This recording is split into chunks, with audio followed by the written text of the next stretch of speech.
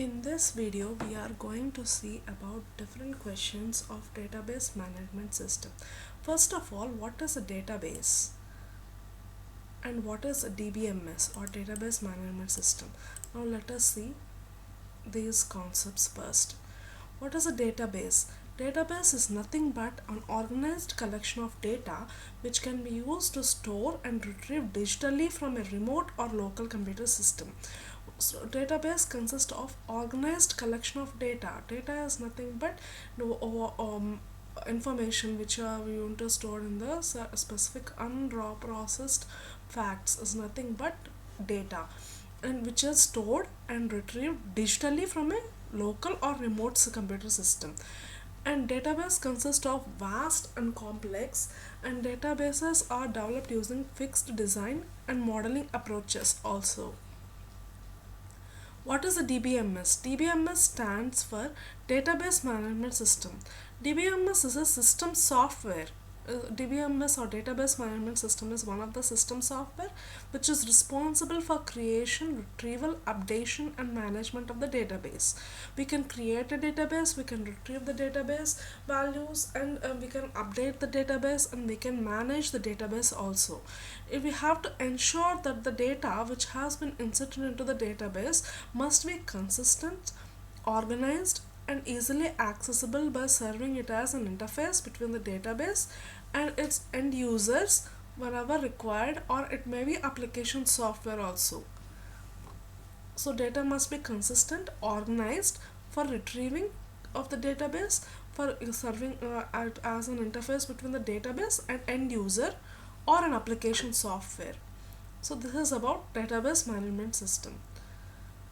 What is relational database management system or RDBMS? So how it is different from DBMS? It is one of the important question. So RDBMS stands for relational database management system. The difference between DBMS and RDBMS is that RDBMS stores the data in the form of collection of tables. It is nothing but relational database management system. So data is collection in the form of tables, and relation can be defined between the common fields of that particular table. The modern database management system examples are MySQL, Microsoft SQL Server, Oracle, IBM DB2, Amazon Redshift, etc. are examples for relational database management system. What is structured query language? Structured query language or SQL is considered as a standard language for relational database management system. The database management system data values can be stored, created or retrieved or managed internally by using SQL or structured query language. In olden days, it is also called as SQL or structured English query language. It is especially used for handling organized data comprised of entities or variables and relationship between those entities of that data. Now let us see what is the difference between SQL and MySQL. SQL stands for Standard Language for retrieving, manipulating structured databases. We can retrieve this data and we can manipulate the data structure present in the databases. On the contrary, a MySQL is a relational database management system. It's like SQL Server, Oracle or DBMS, a database management system such as IBM DB2, and we can manage the SQL databases by using different structured query languages and MySQLs, etc. What is the difference between SQL and MySQL is structured query language. We are organizing the structure for manipulating the data structured databases and retrieve those databases, whereas MySQL is a relational database management system such as SQL Server, Oracle, etc., which we use to manage the SQL databases. What are the tables and fields? A table can be considered as an organized collection of data which can be stored in the form of rows and columns. The columns can be categorized as vertical and rows can be identified as horizontal. The rows in the tables are called as fields, while as rows can be referred to as records. So this is about tables and fields. The columns in the particular table are called as fields, and what is a table is nothing but collection of data stored in the form of rows and columns is called as table. What are the different constraints in SQL? Constraints are used to specify the rules concerning data in the table. Whatever data we insert into the tables can be considered considered as a specific constraint, rules or regulations. We can consider for inserting those data values into that particular table. It can be applied for single or multiple fields. So we can create the table or we can alter the table. Similarly, we can drop the certain constraints while creating the table also. One of the constraints which include are not null constraint, check constraint, default constraint, unique constraint, index, primary key and foreign key are the different types of constraints which are present in SQL. Not null constraint restrict null values from being inserted into the column. Check constraints verify all the fields values and satisfies the particular condition is satisfied or not. So for example, age of the particular person must be greater than 18 or to find the major category of particular person. So we can use check constraint. Not null constraint means a certain value must be inserted into the column. Then we have to use not null constraint. Default constraint will automatically assign the default value if no value has been specified for that particular field. Whenever a particular value has been specified, defaultly we can consider that particular value if no value has been inserted into that particular field. What is unique constraint? Unique constraint means it ensures the unique values to be inserted into that particular field. All the values in the particular column should be identified as unique differently. So what is index? Index provides a field providing faster retrieval of records. What is primary key? Uniquely identifies each record in the table.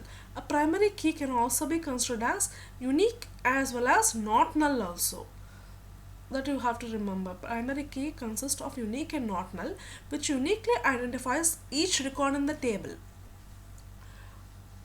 Foreign key.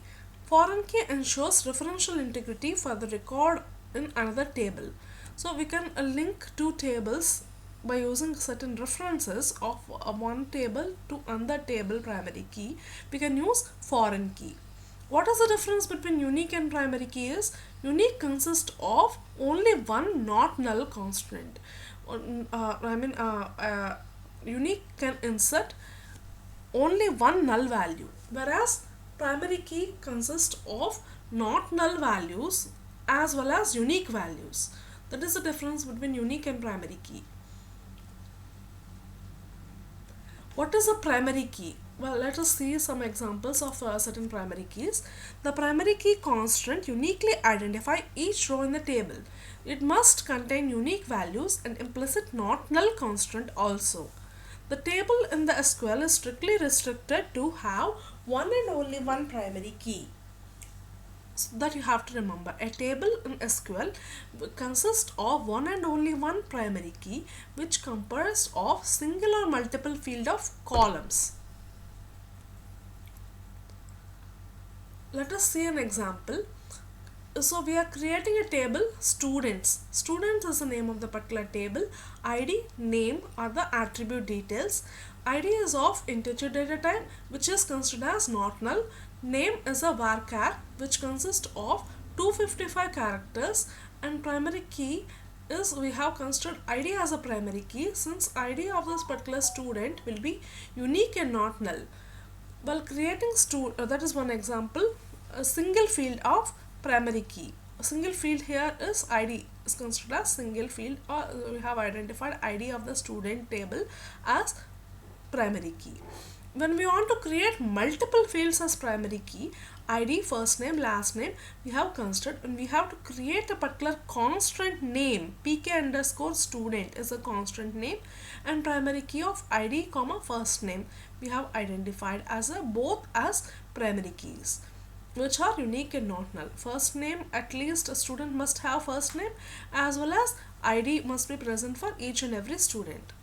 We can alter the table adding the primary key constant, and for single primary key as well as multiple columns of primary key. We can alter table students, add primary key. What is the column attribute we have considered is column heading or column attribute, column details we have considered is ID is the modifying attribute detail.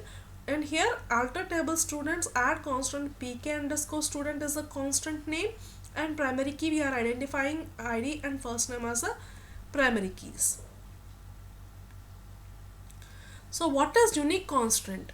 Unique constant ensures all the values in the columns are different. It provides uniqueness for the columns and helps identify each row uniquely. Each row values should be different from each and everything. So we can identify that as unique. Unlike primary key, there are multiple unique constants identified for a particular table, whereas primary key can be considered as single for a particular table. The code syntax for unique is quite similar to that of primary key. We can choose interchangeably. Let us see an example. Here not null and unique, two different constants we have considered in the while creating the table student. ID is an attribute details, name is an attribute details. ID int is considered as integer data type of particular attribute details ID.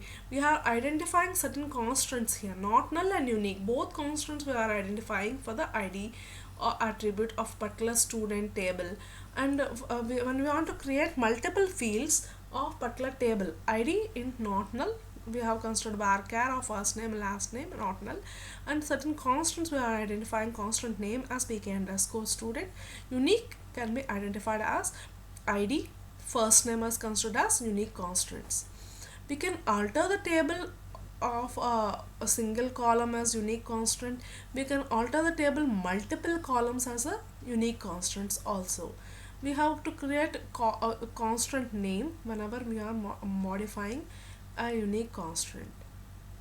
More than one attribute details. This is about unique constant. Now let us see what is foreign key. A foreign key comprises of singular collection of fields which are essentially refers to the primary key of another table. When you want to refer particular table where foreign key constant is considered as child table, and the table which consists of candidate keys or the primary keys can be identified as a parent table. The foreign key constants is used for ensuring referential integrity between the relation of any two tables. One table will be considered as child table and another table will be considered as parent table. Or foreign key constant is where foreign key constant is considered as referring table, and primary key constant or candidate key which is considered as parent table or referred table. Now let us see an example. We have created students with the particular references to the library. Library is another table where we are referring to the library ID attribute, where we have considered library ID attribute of particular student. Student will visit library details. So library details, we have to consider library table. Inside that library ID attribute we are referring. Whenever we want to create a foreign key, another way we can create it is library int foreign key of library references library ID. So directly when we are creating a library ID, instead of writing like this, we can create a particular foreign key like this manner also. We can alter the table also. Alter table student, add foreign key, library ID, references, library ID we can consider. So this is about some of the questions which can be asked in interviews.